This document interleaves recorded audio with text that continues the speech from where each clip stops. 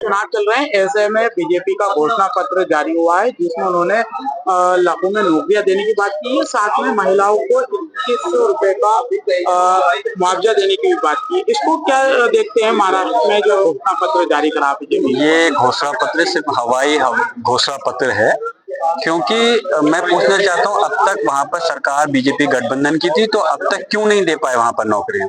क्यों अब तक गरीब लोगों की जो पेंशन या जो सहायता करना चाहते थे अब तक क्यों नहीं दे पाए?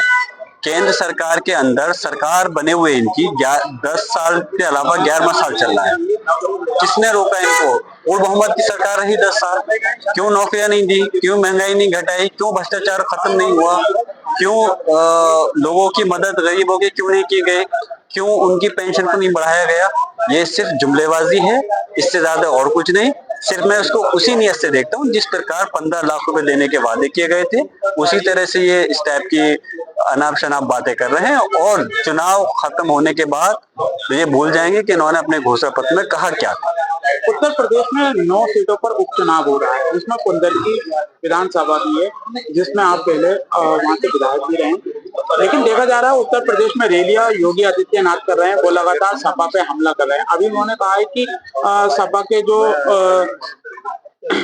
भूमाफियाओं का और कई आरोप उन्होंने लगाए हैं। साथ में उन्होंने कहा है कि वहाँ सपा की सरकार में जो महिलाएं हैं वो सेफ नहीं रही। इस पर क्या कहना चाहेंगे?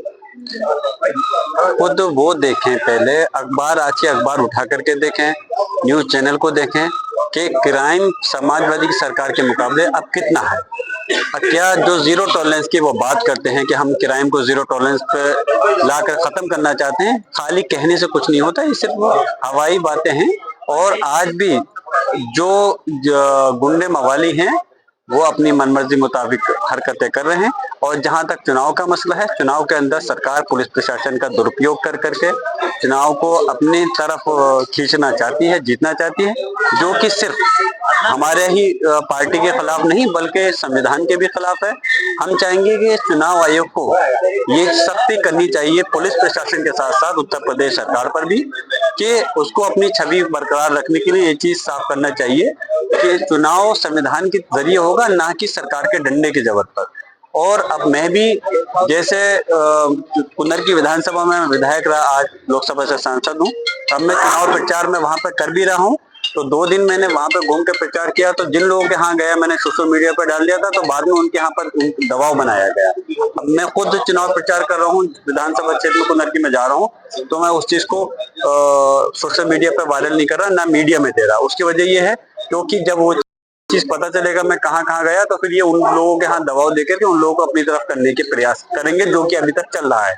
इसलिए हम अपना प्रचार कर रहे हैं और हमें उम्मीद है समाजवादी पार्टी के जब चुनाव ईमानदारी से अगर धांधलीबाजी ये नहीं करेंगे तो हमारी विधानसभा की कुंदरकी सीट 50,000 वोटों से जीतेगी, अगर ईमानदारी से निष्पक्ष तौर पर अगर चुनाव होता है तो। ऐसे में हम देख रहे हैं कि बिहार में तेजस्वी यादव ने पिछले दर्जन पर क्या कहना चाहिए? सही किया मांग इसमें। और मैं तो कह रहा हूँ जो बैसाखी हैं इस केंद्र सरकार की, उनकी भी ये चीज तय हुई थी कि उसको वो करेंगे, लेकिन ये उस वादे को पूरा करने नहीं वाले।